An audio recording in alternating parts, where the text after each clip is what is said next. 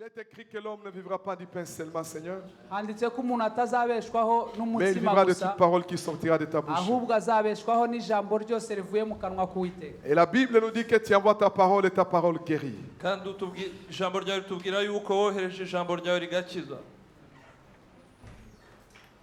Ta parole est un médicament du cœur. ijambo ryawe ni umuti w'umutima, Est une lumière sur nos sentiers. ni umucyo ku nzira zacu.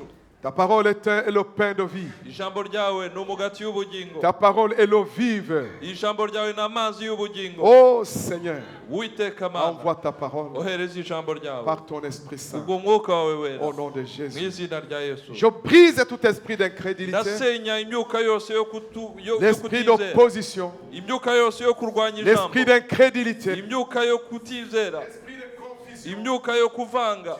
Brise et chassé. turagukubita hasi mu Et je izina rya libère la Yesu. connaissance kandi tuhoye et la ukumenya compréhension de la ndetse no parole de Dieu. gusobanukirwa ijambo Au nom de mu Jésus. izina rya Yesu. Amen. Alléluia, Hallelujah. alléluia.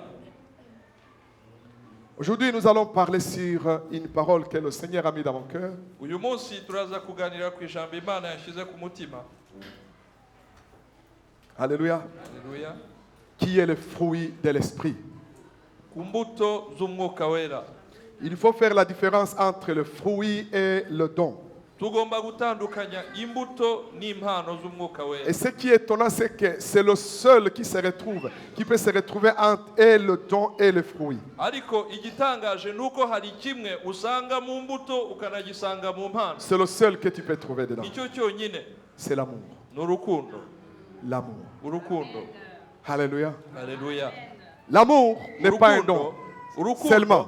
Il y en a ceux qui ont ça comme don. hari abantu bafite impano y'urukundo. Par exemple, le don de la libéralité va avec l'amour. urugero impano y'ubuntu ijyana n'urukundo. Alléluia. Alléluia. Bwana asifiwe sana. Imana ishimwe. Mais il y a l'amour aussi, c'est le fruit que tu trouves que chaque chrétien doit avoir. ariko kandi urukundo ni imbuto igomba kugaragara kuri buri mukristo wese. Au fait, le fruit, imbuto le don, c'est l'esprit donne à qui il veut, comme il veut le don. impano umwuka niwe uzitanga uko ashatse akaziha uwo ashatse. Mais le fruit, ariko imbuto c'est le caractère du ni Saint-Esprit. kamere y'umwuka wera. C'est sa nature. niyo kamere yayo. Et lorsqu'il est en toi, kandi igihe umwuka wera kuri mo, cette nature de l'esprit est en toi. iyo kamere y'umwuka ihinduka iyabo. Alléluia. Alléluia. Parce que la nature, le Saint-Esprit, kuko umwuka wera tout ce qu'il est, icyo ari cyo c'est ce que Christ est. nicyo Kristo ari Parce que cyo. c'est l'esprit de Christ. kuko ni umwuka wa Kristo. Bwana asifiwe sana. Alléluia. Alors, lorsque nous avons l'esprit en nous, rero igihe dufite umwuka nous muri avons twebwe, tous les fruits du tuba Saint-Esprit. dufite imbuto zose Et z'umwuka. parmi la chose la plus importante, kandi icy'ingenzi muri ibyo byose la Bible dit tout passera. Bibiliya iratubwira ngo byose bizahita. Alléluia. Alléluia. Il y a des choses qui resteront. ariko hari ikintu kimwe Il y a des choses qui kizagumaho. est très important. hari ikintu kimwe cy'ingenzi Parmi tous les dons et même tous les fruits, mu mpano zose ndetse no mu mbuto zose c'est l'amour. ni imbuto y'urukundo. L'amour. urukundo. Alléluia. Alléluia. Même la Bible dit que ndetse vers na la fin Bibiliya du temps, ikavuga ngo s'il y a une chose qu'on ne pourra plus trouver, c'est l'amour. niba hari ikintu kizagenda gikendera ni urukundo. Alléluia. Alléluia. Et la foi. ndetse no kwizera. Nous allons prendre Matthieu chapitre 22, versets 34 à 40. Matayo 22 duhereye kuri 34.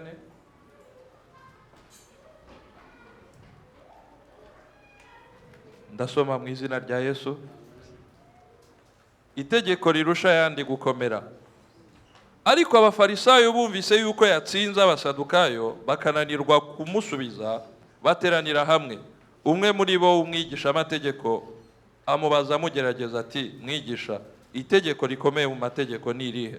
nawe aramusubiza ati, ukundisha Uwiteka Imana yawe umutima wawe wose n'ubugingo bwawe bwose n'ubwenge bwawe bwose. iryo ni ryo tegeko rikomeye ry'imbere.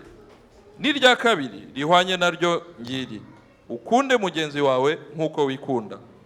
muri ayo mategeko yombi, amategeko yose n'ibyahanuwe niyo yuririraho. Amen. Alléluia. Prenons aussi Jean 15, verset 12. Yohana 15 ku murongo wa 12.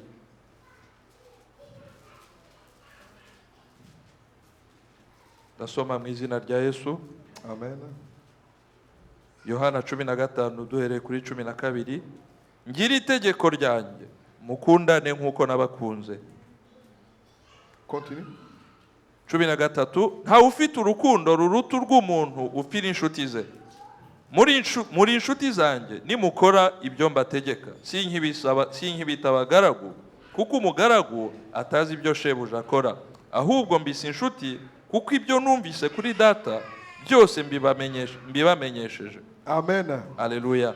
La Bible nous dit un pharisien apprit qu'il avait réduit au silence les Sadducéens. Ils se rassemblèrent. Et l'un d'eux, c'est-à-dire pas n'importe qui, un pharisien qui est le docteur de la loi, lui posa cette question pour le mettre à l'épreuve. Maître, quel est le plus grand commandement de la loi? Et Jésus lui répondit, tu aimeras ton Seigneur, ton Dieu, de tout ton cœur, de toute ton âme et de toute ta pensée. Ça, et il présente en disant, ça c'est le premier et grand commandement. Amen. Alléluia. Et voici le second, qui lui ressemble.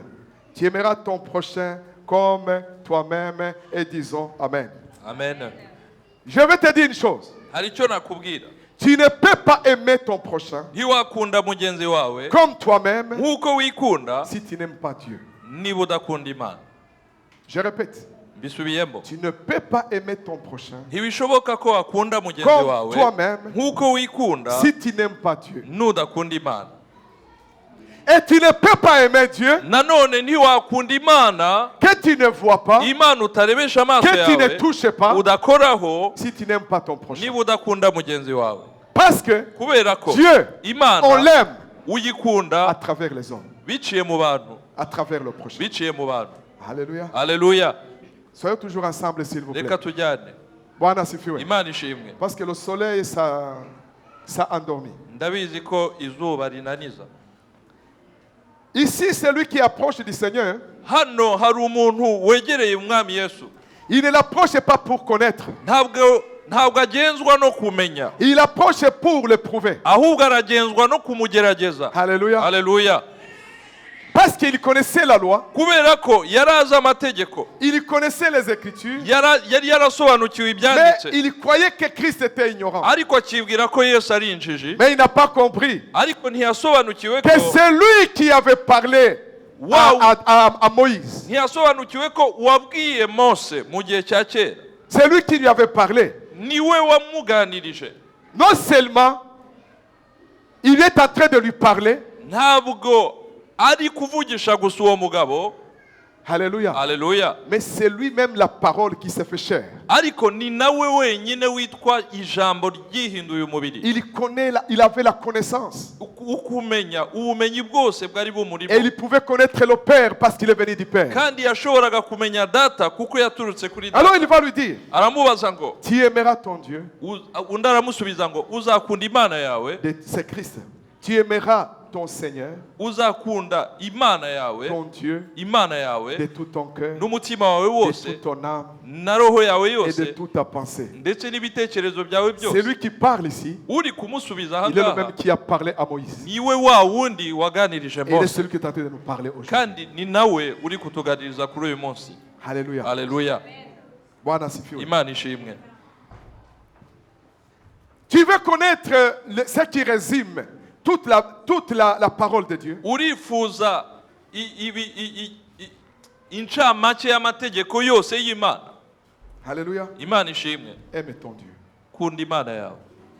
Et aimer Dieu, Gukunda Imana je rero vais te dire, ndakubwira ce n'est ikintu pas kimwe. aller à l'église. Ntabwo ari ukujya gusenga mu itorero, Ce n'est pas jeûner 40 jours. ntabwo ari ukwiriza iminsi 40. Alléluia. Alléluia. Ce n'est pas faire tout ce que la religion peut nous demander ou bien la parole de Dieu Ntabwo ari ukuzuza imigenzo yose y'idini, peut nous demander.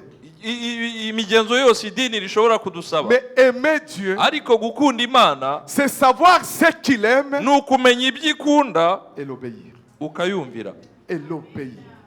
ntayumvira. Une personne qui lit la parole, Umuntu usoma ijambo ry'Imana, et qui la met en pratique, akarishira mu bikorwa, je vais te dire, ndakubwira ikintu kimwe, tu aimes Dieu ukunda Imana et il t'aimera de tout. nayo ikazagukunda mu Parce buryo que budasanzwe, Dieu prend plaisir kuko Imana à inezezwa tous ceux qui l'aiment. inezezwa na ba bandi bayikunda. Il y a une parole qui dit, Hari ijambo rivuga ngo j'aime ceux qui m'aiment ngo nkunda abankunda et ceux qui me cherchent me trouvent. n'abanshakana umwete barambona. Alléluia. Aleluya, Amen. aleluya, Bwana asifiwe. Imana ishimwe. Mais la question est celle-ci. Ariko ikibazo ni iki, Alléluia. Comment est-ce que je peux aimer quelqu'un que je ne vois pas? bishoboka bite ko nakunda uwo ntareba? Comment est-ce que je peux exprimer mon amour envers celui que je ne vois pas? Ni gute nagaragariza urukundo wa wundi ntareba? Alléluia. Aleluya. Jacques, il dit ceci. Yakobo niwe ubivuga neza Si tu vois ton frère, ngo nubona umuvandimwe wawe il est nu, akaba yambaye ubusa, sa maison a brûlé, inzu ye ikaba et yahiye, que tu lui dises, ukamubwira ngo je prierai pour toi. rwose nzagusengera. Alléluia. Aleluya. Il dit, Aravuga ngo ça, ibyo c'est la mauvaise religion qui existe. iryo ni ryo dini kabutindi ribaho. L'amour, Urukundo, c'est d'aimer Dieu urukundo ni ugukunda Imana parmi les hommes, ukayikunda mu bantu, de le servir, kuyikunda, servir Dieu gukorera de toutes Imana mes forces, n'imbaraga zanjye de tout zose mon cœur. n'umutima wanjye Ce n'est wose, pas au ciel, ntabwo ari mu ijuru, c'est sur la ni terre, hano ku isi parmi les hommes. mu bantu. Alors, Aho rero Dieu est aimé Imana izaba parce que je ikunzwe l'ai aimé. kubera ko nabashije kuyikunda mu bantu. La preuve est celle-ci. Ni ikimenyimenyi. Alléluia. Haleluya. Christ nous a aimés. Kristo yaradukunze, Christ nous a aimés. Kristo Lui aradukunze, qui est amour. we rukundo Et il a donné sa vie. yatanze ubugingo bwe. Bwana asifiwe sana. Imana ishimwe. L'amour, c'est la pratique. Urukundo ni ibikorwa, L'amour, ce n'est pas les paroles. urukundo si amagambo. Bwana asifiwe. Imana ishimwe. De tout ton cœur, N'umutima wawe de wose, toute ton âme, na roho yawe de yose, tout ton esprit. n'umwuka wawe wose. Ça, c'est la première.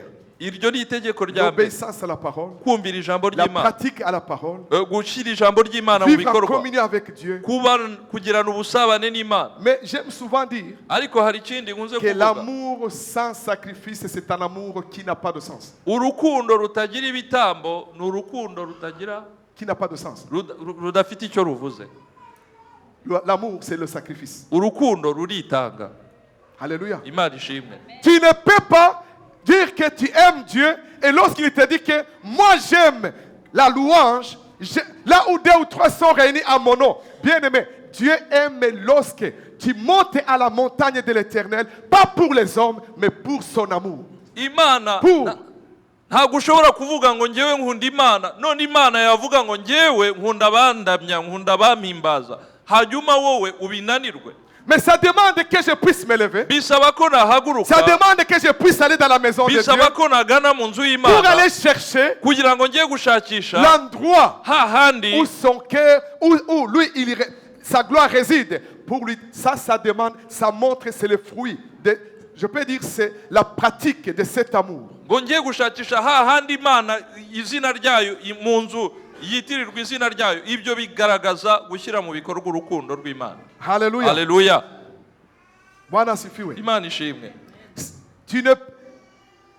Tu ne peux pas dire que tu aimes Dieu si toi-même tu ne cherches pas, si tu n'es pas dans l'église, là où il y a les hommes en qui tu peux servir Dieu, parce que Dieu, on le sert parmi les hommes. Ntabwo ushobora kuvuga ko ukunda Imana utaba mu itorero hahandi hari uruvunge rw'abantu uzakoreramo Imana.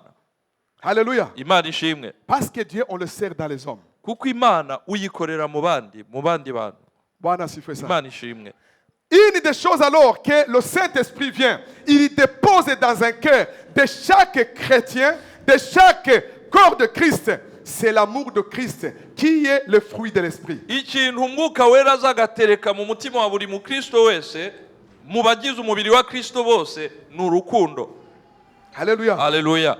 Bwana asifiwe. Imana ishimwe. On voit cela dans l'église primitive. Ibyo tubisanga mu itorero rya Dans mbere. l'église primitive, ils étaient éparpillés. Itorero rya mbere bari barakwirakwiye, Christ baranyanyagiye les a hose. réunis. Kristo arabahuza. Lorsque Christ les a réunis, Kristo amaze le kubahuza, Saint-Esprit est descendu umwuka wera yahise amanuka. et ils ont formé un corps. Noneho bagira umubiri umwe. En formant un Mu corps, kugira umubiri umwe, il y a une chose hari ikintu kimwe. qu'on va trouver dans ces hommes. Hari ikintu kimwe uzasanga muri aba Dans bantu. chaque personnes qui se réunissaient avec eux, muri buri umwe wese wari uri aho ngaho c'était le fruit de l'esprit.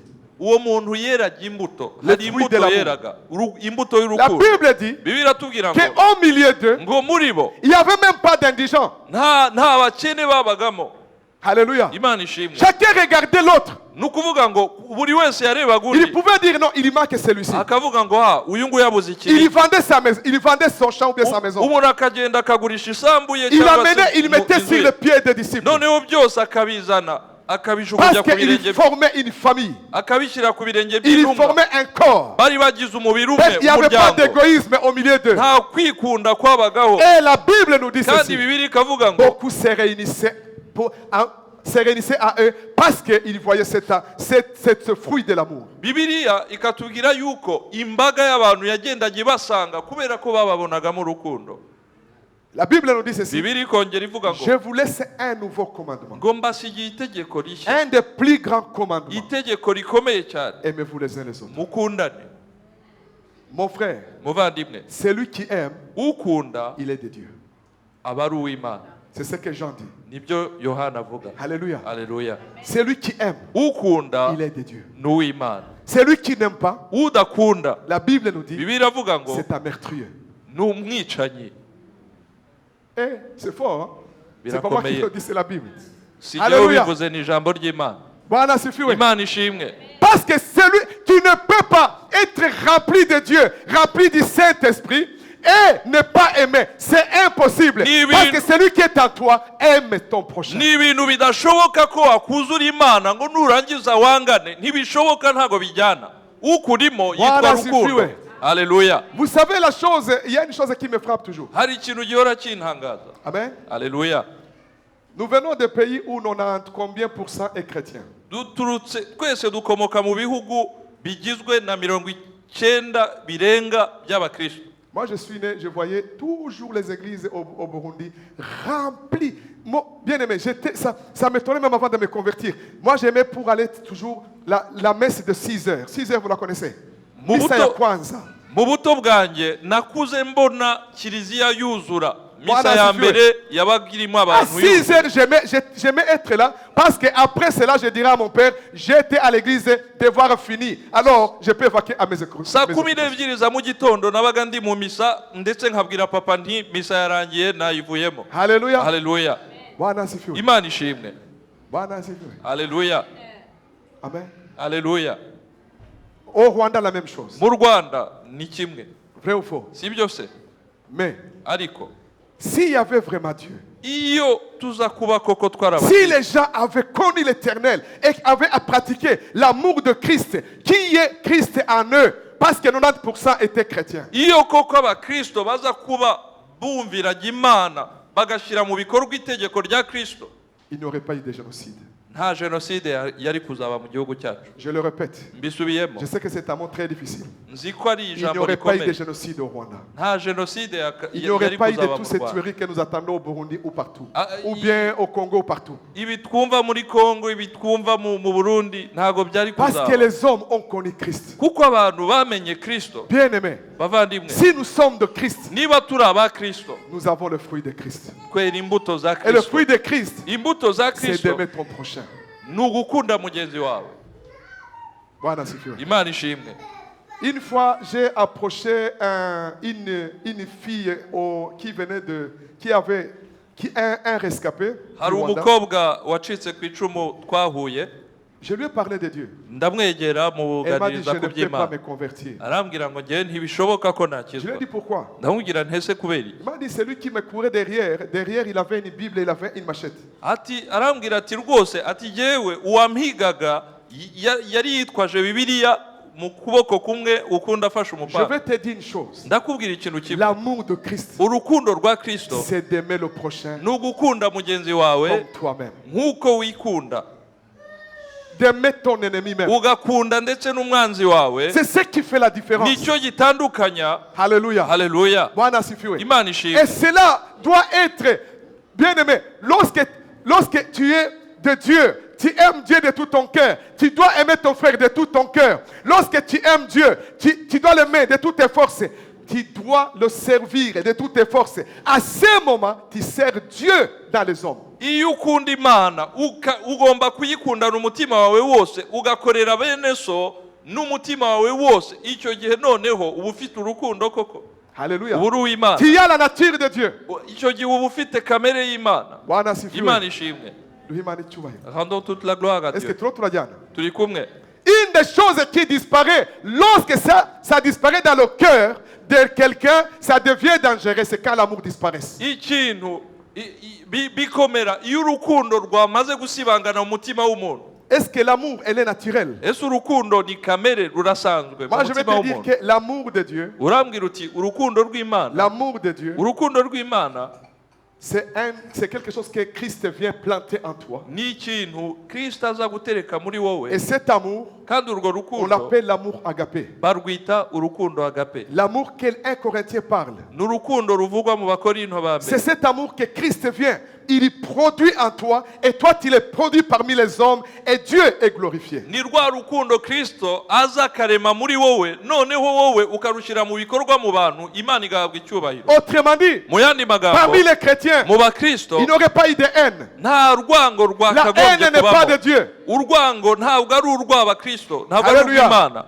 S'il y a quelqu'un que tu n'aimes pas, Niba ufite umuntu wanga, sache qu'il Mais y a Yako- quelque chose qui commence à produire dans ton cœur. Il faut que tu l'arraches le plus vite possible. menya ko hari ikintu kiri kumera mu mutima wawe ugomba kurandura n'imizi yacyo. Alléluia. Imana ishimwe. Bwana asifiwe. À Dieu soit la gloire. Lorsque seulement une pensée de haine vient de toi, tu dois dire non, non, non, non, non. Ah, ça ne vient pas de Dieu. Moi, je l'arrache et je plante l'amour en moi. Igitekerezo cyo kwangana gipfa gutangira gusa kumera muri wowe ukakirandura kubera ko wasobanukiwe ko atari icy'Imana. Et ça peut, est-il possible que les gens se haïssent Ese birashoboka ko abantu bakwangana alors qu'ils sont des chrétiens? kandi bitwa ko ari Abakristo? Est-ce que c'est possible? Ese birashoboka? Quelqu'un me l'a dit un jour. Hari umuntu wabimbwiye umunsi umwe, Il m'a dit telle personne m'a blessé. arambwira ngo kanaka yarambabaje Je ne le pardonnerai jamais. kandi sinzigera mubabarira. Dit, c'était des frères. Bari abavandimwe. Je l'ai appelé. Ndamuhamagara J'ai dit ma soeur. ndawugira ni C'était muvandimwe, une soeur. Tu dois pardonner. yari mushiki wawe, Parce que yari umukobwa. Ndawugira ni il est ugomba écrit. kubabarira. Il est écrit. Haranditse ngo Alléluia. Alléluia, Pardonne-nous nos offenses. ngo tubabarire ibicumuro Comme nous byacu pardonnons aussi. nk'uko natwe à ceux qui tubabarira nous ont offensés. abaducumuyeho. Mon frère et ma soeur, Muvandimwe, aimer, gukunda c'est un commandement. ni itegeko. Je répète, Mbisubiyemo, aimer, c'est gukunda un commandement ni itegeko, de ton Seigneur. itegeko ry'umwami wawe.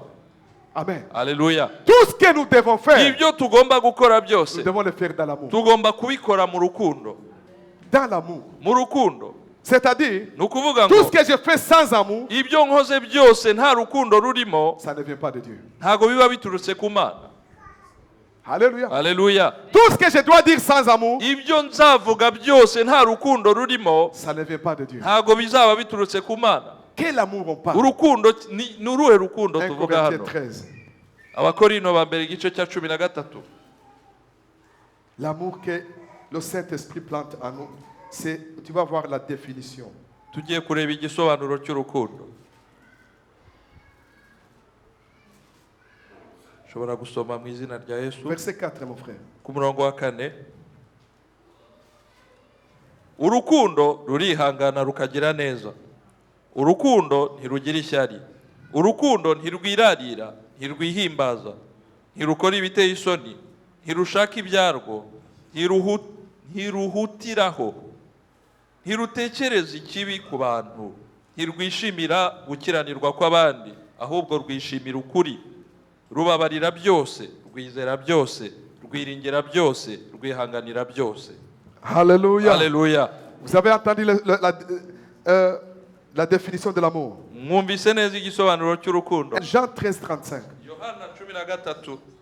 Jean 13, 35. Yohana 13:35 ndasoma mu izina rya Yesu. Ibyo ni byo bose bazamenyeraho ko muri abigishwa banjye nimukundana. Et répète. Ibyo ni byo bose bazamenyera ko muri abigishwa banjye nimukundana.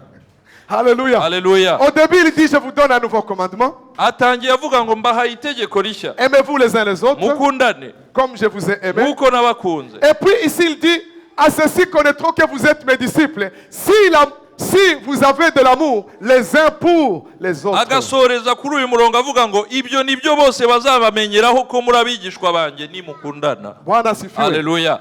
Il ne parle pas aux païens, il parle aux chrétiens. Ntabwo ari kubwira abapagani, ari kubwira abigishwa be, Bwana asifiwe abakristo. sana. Haleluya. Une des choses que le Christ nous demande, Kimwe mu bintu Kristo adusaba, une des devoirs que le Christ nous demande, umukoro Kristo yaduhaye. Alléluia, Haleluya. c'est d'aimer Dieu de tout notre cœur, Ni ugukunda Imana n'umutima wacu de wose, toute notre force n'imbaraga zacu et zose, de toutes nos âmes. ndetse n'umutima Mais wacu il wose. dit, Ariko akongeraho à ceci, il y a un autre commandement qui ressemble. atariko hari n'irindi tegeko risa naryo, Aimez-vous les uns les autres. mukundane. Alors on saura Aho rero ibyo nibyo bose bazabamenyeraho que vous êtes mes disciples. ko muri abigishwa banjye. Bwana asifiwe. Haleluya.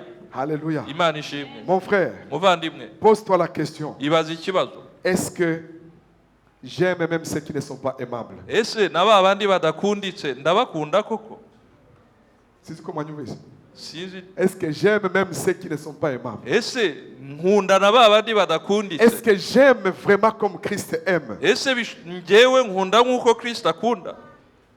Amen. Imana ishimwe. Il y a une chose que, une fois j'étais en train de prier et le Seigneur a mis à cœur cette pensée. Umunsi umwe nari ndi gusenga, Imana ishyira intereka ku mutima igitekerezo. Il m'a mis une pensée en me disant, Noneho ishyiramo igitekerezo imbwira tout ce ngo que tu dois faire, ibyo uzakora byose tu dois poser cette question. ugomba kubaza iki kibazo: Que ferait Jésus à ma place? Yesu yabigenza ate mu mwanya wanjye?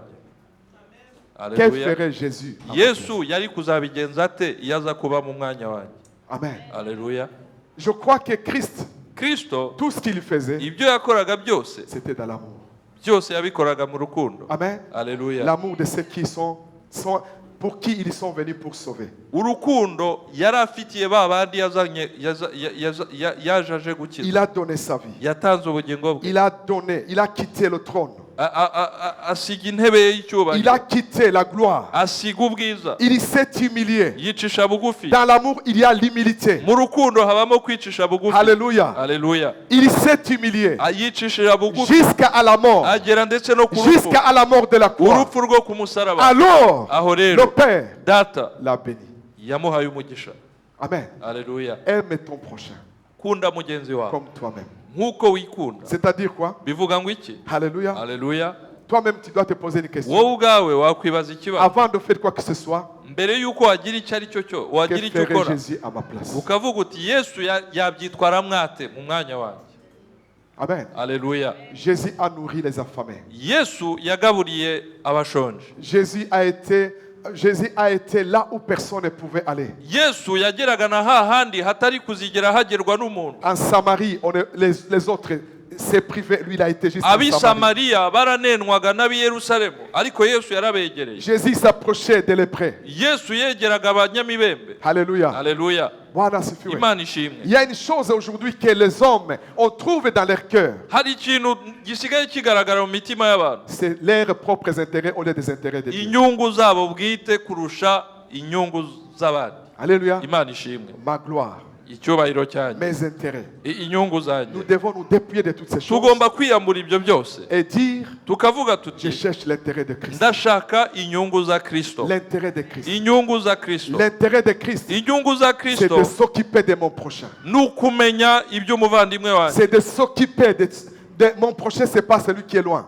kandi umuvandimwe wanjye si wa wundi wa kure, C'est celui qui est dans ni l'église. wa wundi umuhagaze iruhande. Commencez dans la maison de Dieu. Ntahera mu nzu y'Imana. Bwana asifiwe. Imana ishimwe. Bwana asifiwe. Imana ishimwe. Alléluia. Haleluya. Habille celui qui est nu. Ambika wa wundi wambaye ubusa.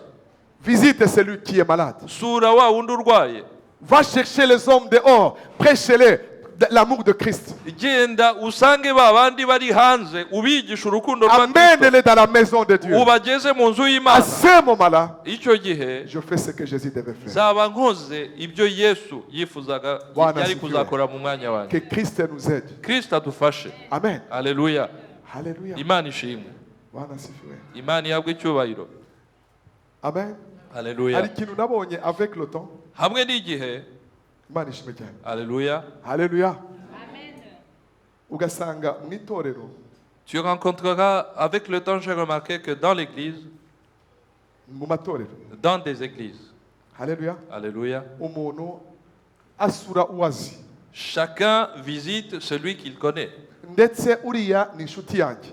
De plus, celui-là, vraiment, c'est mon ami, c'est mon intime. Amen. Alléluia. Uriya turegeranye. Celui-là, il est vraiment très proche de moi. Uwundi wapi? Et celui-là, non. Tu n'as pas compris la mission. Ntabwo wabisobanukiwe. La mission de Christ, Ubutumwa bwa Kristo, c'est d'aller umuntu agikandagira hano ubwa mbere dukwiye kujya kumuhobera tukamwakira tukamuha urukundo la rw'Imana. mission de Christ, c'est d'aller embrasser quiconque que tu croises en premier. Bwana asifiwe. Alléluia. Turi kumwe. Turi kumwe. Haleluya. Nous sommes ensemble. Amen. Alléluia. Umuntu akimariya Quelqu'un se marie, ari mu itorero il est dans l'église, kubera tutamuzi et juste parce que tu ne le connais pas, singende. parce que vous ne vous parlez pas, alors je le soutiendrai. Tu n'as pas compris la mission de Ntabwo Christ. wabisobanukiwe. Ahubwo tu devais dire mon sœur et mon frère se marient. Oh, c'est le corps de Christ. Au contraire, wakagombye kuvuga ngo mushiki wanjye muvandimwe wanjye agiye kurongora. Ça va. Bwana Turajyanye. asifiwe. Alléluia. Alléluia. Imana ishimwe. Qu'est-ce que tu as besoin? Ese ukeneye iki? Qu'est-ce que tu as Ese besoin? nakumarira iki? Je vais te dire une chose. Nakubwira Toutes les ikintu fois où kimwe. tu as l'occasion de faire du bien, Igihe cyose uzagira ubushobozi bwo kugirira neza umuntu, fais la mission de Christ. bikore. Fais la mission de Christ. Kora, tunganya Parce que ubutumwa la bwa mission de Kristo. Christ- Kuko ubutumwa bwa Kristo. Alléluia. Alléluia. De temps en temps, il peut transiter à travers toi pour bénir celui qui est en manque. Parce que c'est ta mission. C'est toi que Dieu a choisi. Ni wowe Imana Yesu azakoresha azacamo kugira ngo ahe umugisha umuvandimwe wawe, kuko azaba yahisemo Bwana kuwukoresha asifiwe wowe. sana. Imana ishimwe. Je ne sais pas si tu m'as compris. Sinzi niba muri Alléluia. kubyumva. Lorsque tu vois quelqu'un, il est en manque. Igihe uzabona umuntu afite icyo Et akeneye, que toi, tu as la chose. wowe icyo kintu ukaba ugifite, Aime Dieu à travers la personne. kunda Imana uyikundiye muri uwo muntu. C'est-à-dire quoi? Ni ukuvuga ngo Bénis la personne. umugisha uwo En muntu, bénissant la personne, mu kumuha umugisha tu bénis Dieu. uzaba uhaye Imana, Tu sers Dieu. uzaba ukoreye Imana. Alléluia. Alléluia. Tu ne peux pas aimer Christ si tu n'aimes pas son église. Ntabwo Tu ne peux pas aimer Christ si tu n'aimes pas son église. ntabwo ushobora gukunda Kristo udakunda itorero Parce que rye, son église, kuko itorero rye c'est lui-même. ni Kristo ubwe. Pas si on a compris. Sinzi niba tubyumva. Quelqu'un, il n'a pas de chaussures. Umuntu ari kugenda yambaye ibirenge, Toi, tu l'as vu. wowe wabibonye Directement. ako kanya, Ayez le zèle de Christ. wakagombye guhita ugira umuhate wa Kristo D'aller chercher les chaussures. wo kwihutira mu iduka Dans ukamushakira la inkweto, cachette. Dans la cachette. kandi mu ibanga Tu vas ukagenda lui trouver. A ukamubonera, compris la mission de Christ. ukagenda ugasoza bwa butumwa bwa Kristo. Et puis, Warangiza ferme ta bouche. uceceke uhore. Amen. Alléluia. Ne le mets pas sur Facebook. Ntuzabyandike kuri Facebook. Bwana asifiwe. Imana ishimwe. Et tu auras fait la mission de Christ. Uzaba usoje ubutumwa bwa Kristo. Alléluia. Alléluia. Moi, je vais te dire, Hari icyo la nakubwira. véritable religion, Idini ry'ukuri c'est de l'amour.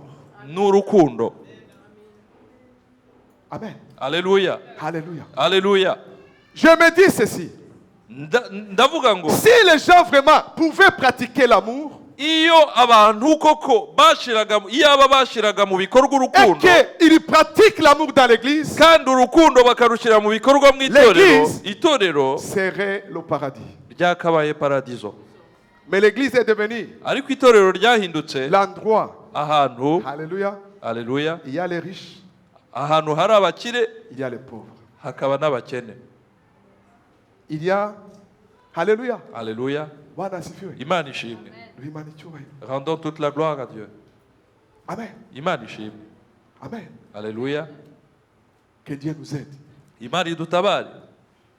Quelqu'un a perdu un membre de la famille. Hari umuntu wagize ibyago agapfusha umuntu mu muryango, Il vient à l'église. akaza mu itorero. Alléluia. Alléluia. Tu ne dois pas même commencer à me dire, je ne le connais pas très bien. Non, Ah, non, non. non, non. L'église est éprouvée, je vais à l'église. nta nubwo wakagombye no kubitekerezaho kabiri ukavuga gusa ngo itorero ryagize ibyago C'est ngiye l'église kumutabara primitive. ngiri igitorero rya mbere uko babagaho Alléluia. Haleluya. Ils étaient unis. bari barabaye umubiri umwe Ils étaient une même famille. bari umuryango Ils umwe étaient tellement remplis d'amour bari abantu buzuye que urukundo chaque jour, ku buryo buri les munsi païens s'ajoutaient à eux. abapagani bahoraga babasanga Hey, Alléluia. haleluya Bwana asifiwe. imana ishimwe Bwana asifiwe tena. imana ishimwe Je vais te poser une question. nakubaza ikibazo Si ici on voyait un pauvre qui entre, quelqu'un, enfin, sinzi Ibrahim, bamayibo ni babaho, ariko haba abantu les clochards. Quelqu'un vient ici avec vraiment mal habillé, il vient et il s'assit là derrière et quand il trouve, et puis après il trouve que chacun s'occupe de lui. Moi je vais te dire une chose. Cette personne, on n'a pas besoin de le prêcher, il y reviendra la fois prochaine. hano hinjiye umu SDF akicara hari inyuma yarangiza akabona bose bamwitayeho kandi bamweretse urukundo mubwije ukuri ntibizaba ngombwa ko tumubwiriza wenyine azashakisha uwo Kristo Haleluya. haleluya Turi kumwe. imana ishimwe Amen. haleluya Ariko uyu munsi mais aujourd'hui umuntu araza quelqu'un entre ari umushitsi et alors qu'il est visiteur ugasanga ari mu nguni. tu le trouves dans son coin Hari n'igihe nsohoka il arrive même que à la fin du culte nkabona yigunze ahantu. je croise la personne vraiment Nkamusanga cloîtrée ari, quelque Data part Bwana asifiwe. et je viens lui dire Eh, gloire à Dieu mon ukabona frère. nuko avuze ati buriya nanjye banekerejeho. Et la Urakomeze.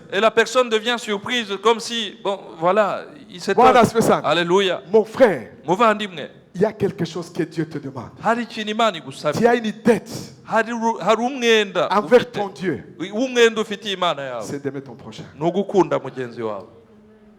Amen. Alléluia. Là où il y a l'amour, Ngo hari urukundo, il y a l'unité. haba hari ubumwe. Amen. Imana ishimwe. Tout ce qui nous vient de Dieu. Abafite ubumwe bwose buturuka ku Mana. Amen. Imana ishimwe. Bwana asifiwe. Alléluia. Alléluia. L'unité de l'esprit, Ubumwe mu mwuka, l'unité du corps, ubumwe mu mubiri, la pratique de l'amour. ndetse n'ishyirwa mu bikorwa C'est la ishyirwa mu bénédiction. bikorwa ry'urukundo C'est la bénédiction. ni umugisha Bwana asifiwe. imana ishimwe On raconte, j'ai déjà raconté cette histoire. Je ni termine inkuru par ça. nigeze kubabwira Si tu as l'occasion, lis ce livre.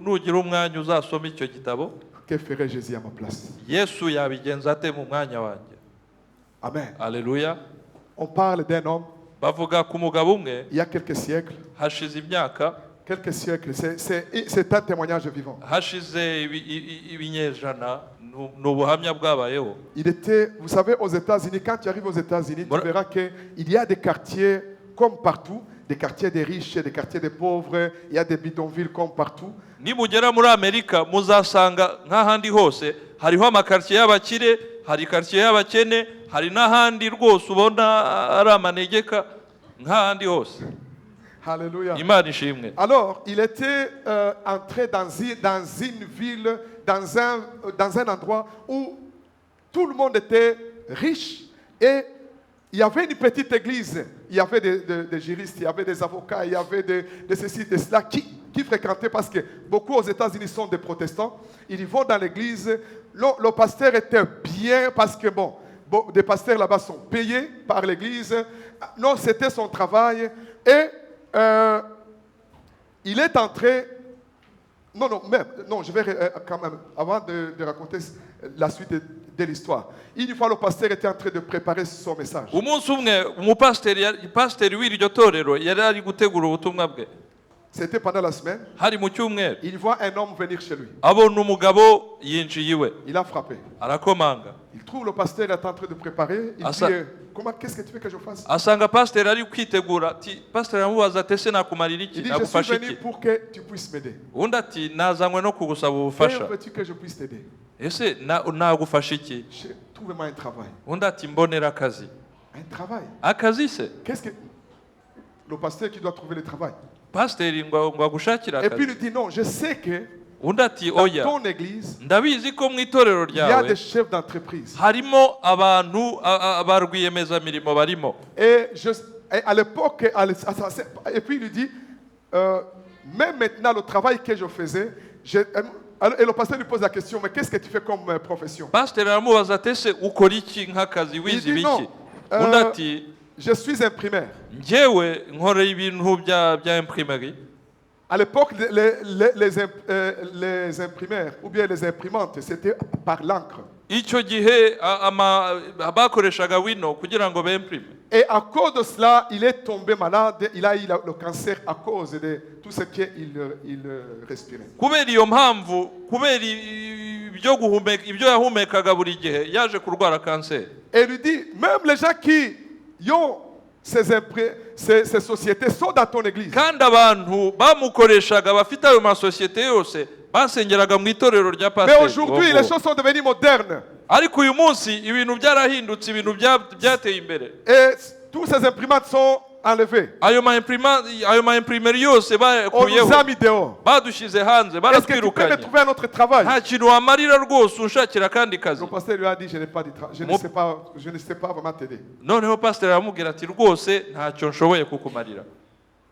Il est parti. umugabo aragenda. Dans le soir, sa femme vient. ku mugoroba umugore w'uwo mugabo nawe araza, Il dit, et aujourd'hui, quelque chose s'est passé au travail. aravuga ngo uyu munsi hari ikintu cyabaye ku kazi. Un homme mal habillé, ceci, cela. Sa femme travaille dans une école maternelle. uwo mugore wa Un pasiteri homme est yakoraga venu. mu ishuri rya Il maternelle. a commencé à chercher à jouer avec les enfants. ngo ku kazi kanjye haje umugabo rwose atangira gushaka gukinisha abana. Mais ce qui était étonnant, cet homme était très doux. ariko icyantangaje ni ukubona uburyo ki uwo mugabo On a eu Yari tellement umugwaneza peur, on a pris les enfants, on les a mis en classe. noneho biza kudutera ubwoba, abana duhitamo kubahisha. Et lui a posé la question. aramubaza ati ese uwo mugabo Il était habillé comment? yari yambaye ati? Il a un chapeau, ceci, cela. aratangira aramumubwira. Le pasteur s'est rendu compte que c'est la même personne. pasiteri aza kumenya ko ni wa wundi waje. Il a dit non, il est passé aussi ici. ati uwo muntu yaciye na hano mu Il me rugo demandait que je puisse chercher du travail. kumbaza kunsaba ko Est-ce namufasha. qu'il était violent? ese uwo mugabo ni umunyamahane? Non, pas du tout. oya, Mal habillé, yari yambaye nabi vraiment gusa, comme un crochat. yari yambaye nk'umuntu On a- utagira iyaba. Hein? Et on a eu peur seulement. noneho tugira ubwoba. L'histoire est passée. inkuru irahita. Le dimanche suivant, icyumweru cyakurikiye, le pasteur en train d'enseigner. uwo mupasiteri ari kwigisha, Au moment où il termine la prédication, mu gihe agishyira akadomo ku nyigisho ze, il voit le même monsieur entrer dans l'église. abona nanone wa mugabo arinjiye. Et ce qui était étonnant, le pasteur n'a pas demandé qu'on puisse l'arrêter. kandi icyatangaje ni uko pasiteri ntabwo yasabye yuko bamuhagarika. Directement, il dit, pasteur, j'ai un mot à dire. ako kanya yahise asaba ijambo ati pasiteri nkeneye ijambo. Le mumpe protocole ijambo. a voulu s'élever, le pasteur a dit non, non, non. protokoli ishaka kumuhagarika, pasiteri atoya mumureke. Il est venu, umugabo aratambuka il s'est mis là devant. ahagarara imbere. Le pasteur pouvait l'arrêter complètement. pasiteri yashoboraga kumuhagarika. Il dit, dis ce que tu as dit. pasiteri aramubwira ngo vuga icyo ushaka kuvuga. Il a dit, bien, c'était des messieurs, tout le monde en cravate, mais on voit un crochat qui entre. mwibaze itorero ryuzuye abagabo bambaye amakaruvati n'amakoti, noneho hinjira umukroshari. Il dit, aravuga ngo excusez-moi, je prendrai 2 minutes. ngo mumbabarire ngiye kubafata iminota 2 gusa. Alléluia. Alléluia. Turacyari kumwe. Nous sommes ensemble. Izuba ryabatwaye kugira ngo nimwabaye Burundi no mu Rwanda. Alléluia. Alléluia. Amen. Que le soleil ne vous affaiblisse pas. Il lui pose la question et il dit, aravuga ngo pasteur, je suis venu vous voir pendant la semaine. pasiteri mu cyumweru naje iwanyu kubasura. Je m'excuse, je suis toujours la même personne. mbasabye imbabazi, ndacyari wa De wundi vous découper la parole. kandi ndabarogoye mumbabarire. Mais ce qui m'amène ici, ariko icy'ingenzi aha ngaha c'est seulement vous dire une chose. ni ukubabwira ikintu kimwe, Le problème que j'ai. ni ukubabwira ikibazo mfite. J'ai travaillé pour une entreprise. nakoreye entreprise, L'entreprise a fermé, barafunga. mais je suis malade du cancer à cause du travail que je fais. ubu noneho mfite kanseri kubera akazi nakoze. Et ces entreprises, les patrons sont ici. kandi iyo entreprise abakoresha banjye b'icyo gihe bari hano La basengera hano. maison que j'ai habitée, inzu nari ntuyemo elle est tellement délabrée. ni inzu rwose iri Il y gusenyuka, a de l'humidité. harimo imidite, On nous a mis dehors, badushyize hanze. mais les propriétaires ba nyir'inzu sont ici. bari hano. Alléluia. aleluya Bwana asifiwe. imana ishimwe. Mais ariko j'ai le cancer. mfite Je kanseri, peux mourir d'un moment à l'autre. nshobora gupfa mu mwanya igihe icyo ari cyo cyose. Ma femme vient de mourir. umugore wanjye amaze Mon kwigendera, enfant est dans une famille quelque part. umwana wanjye bamujyanye bamutwaye ahantu mu Mais muryango. seulement la question que je voudrais seulement demander, ariko ikibazo nifuzaga kubabaza, si quelqu'un a du travail peut me donner. niba hari umuntu ushobora kumpa akazi muri mwe. Mais je termine en disant, ariko ndangije mvuga nti, que ferait Jésus yesu yakora iki à votre place? mu mwanya wanyu? Au moment où il termine, mu gihe akirangije ijambo ahita yitura hasi, il s'est évanoui. ahita ahwera. Merci. Et directement dans la salle, il y avait des docteurs. ako kanya muri sare hari harimo Ils abadogiteri, sont venus le ramasser. bahise bahurura rwose baraza baramufata. Le pasteur a dit, on ne l'amène pas ailleurs. pasiteri aravuga ngo nta handi mumujyana, C'est chez moi. mumujyane On iwanjye. l'a amené chez lui. bamujyana kwa pasiteri, Pendant 3 jours, bamara iminsi 3 ils se sont battus pour le réanimer. barwana no kugira ngo bamugarure. Et quand il s'est réveillé, amaze kubyuka il a dit merci, pasteur. aravuga ngo pasiteri, Tu ndagushimiye, as fait wakoze ce que Jésus devait ibyo faire. yesu yari kuzakora mu mwanya wawe. Mais je vais seulement vous demander une chose. ariko hari icyo Je nabasaba, vais écrire un petit mot. ngiye kwandika akantu. Allez me chercher ma fille pour que je lui dise au revoir. Cherchez ma fille pour que je lui dise au revoir. munshakire umukobwa wanjye kugira ngo Elle est mbashe dans kumusezera. telle adresse. ari aha n'aha. Pendant les 3 jours, le pasteur n'a pas dormi. muri iyo minsi 3 pasiteri ntabwo yigeze Les docteurs asinzira, ne sont pas rentrés. abadogiteri ntabwo bigeze bataha iwabo, Les gens étaient en prière. abanyamasengesho bari mu kazi Et rwose ko quand il a gusenga. terminé amaze kurangiza, d'écrire le petit mot, amaze kwandika ako il a kajambo, donné à quelqu'un. agahereza umuntu. Le pasteur a cherché quelqu'un pour aller chercher sa fille. pasiteri ashakisha umuntu wajya kureba aho uwo C'était dans une mukobwa autre ari, ville. hari mu wundi mujyi. Ils sont partis, baragenda malheureusement, basanga en revenant avec la petite fille, basanga mu kugarukana n'uwo mwana w'umukobwa, il est mort. uwo mugabo yari yamaze kwigendera. Alléluia. Aleluya. Et le pasteur a dit, pasiteri aravuga ngo dès aujourd'hui, uhereye uyu nous munsi allons faire 1 an, tugiye kumara umwaka, prendre une décision. tugiye gufata icyemezo. En fait, c'est lui-même qui a dit. niwe wenyine wivugiye Moi, je prends une décision ngo ngewe fashe de me icyemezo poser une question. cyo kwibaza ikibazo, Que ferait Jésus à ma place? yesu yakora iki mu mwanya wanjye?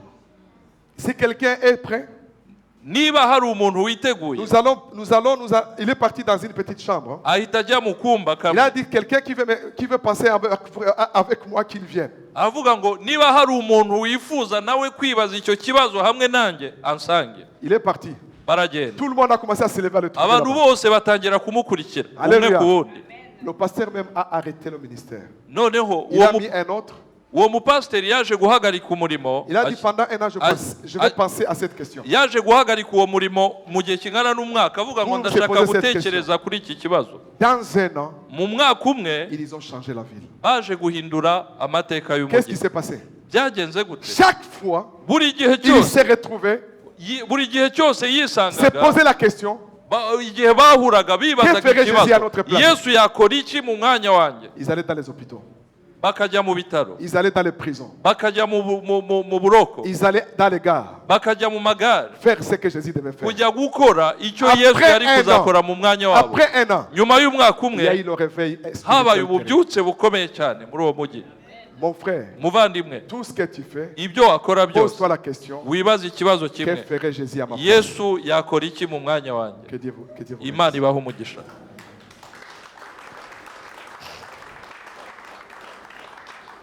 Tu es en Europe uri i burayi, où tout le monde est égoïste. aho buri wese rwose yikunda Que ferait yireba, Jésus à ma place? yesu yabigenza ate mu Tu as des mwanya wanjye? décisions à prendre. ufite ibyemezo ugomba gufata, Que ferait Jésus à ma place? yesu yakora iki mu mwanya wanjye?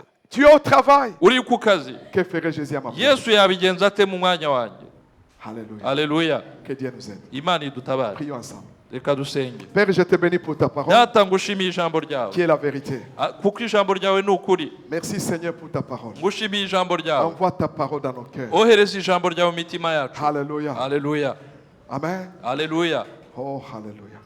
Est-ce que quelqu'un a besoin d'une prière? Tu peux hari te lever, ukeneye nous allons prier. isengesho muri twebwe? Que ferait Jésus à ta place? yesu yakora iki mu mwanya Tu peux wawe? te lever, nous allons prier. ushobora guhaguruka tugasenga, Afin que Christ en toi puisse remplir ton cœur, kugira ngo Kristo muri wowe abashe kuzura umutima wawe, accomplir sa mission dans ton cœur. asoze ubutumwa bwe mu mutima Lève-toi, nous wawe. allons prier. Haguruka aho uri dusenge. Que ferait Jésus à ma place? Yesu yakora iki Oh, mu mwanya wanjye? hallelujah.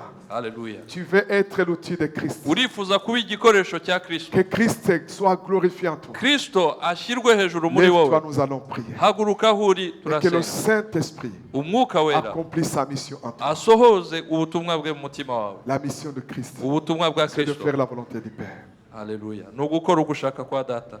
Père, je te bénis Data et je turagushima te rends grâce kandi ndaguhimbaje pour ton peuple kubw'ubwoko qui bwawe s'élève maintenant. buhagurutse Pour, Seigneur, kugira ngo tu remplisses ton amour en eux. kugira ngo ubuzuzemo urukundo rwawe, Remplis l'amour en eux. ubuzuzemo Je urukundo te rwawe. prie au nom de Jésus. Ndagusabye mu izina rya Y Yesu, compris moi-même, Seigneur. nanjye ubwanjye J'ai besoin encore de ton amour. dukene nanjye frère ubwanjye et ma nkeneye sœur. urukundo rwawe. Père, remplis ton amour. Data utwuzuza urukundo rwawe, L'amour de Christ. urukundo rwa Kristo, L'amour de Christ. urukundo rwa Kristo, Alléluia. haleluya, Qui est la nature de l'Esprit. ari rwo kamere y'umwuka wera. Merci, Papa. Data Allume ce turagushima, feu d'amour turagushimiye. envers le frère, Ongera kandi envers la ongera sœur, watse urwo rukundo kuri bene data, même envers nos ennemis. ndetse Seigneur. urukundo rwo gukunda abanzi bacu Au nom de mu Jésus, izina rya je Yesu. te suis reconnaissant, Saint-Esprit, Ndagushimiye data pour cette œuvre kubw'iki que tu as gikorwa, accomplie dans nos iki cœurs. gikorwa uri gukora mu buzima bwacu. C'est toi qui disposes le cœur Ni wowe utegura imitima yacu et c'est toi qui rends capable. kandi ni nawe Au nom de udushoboza Jésus de Nazareth. mu izina rya Yesu Kristo. Amen.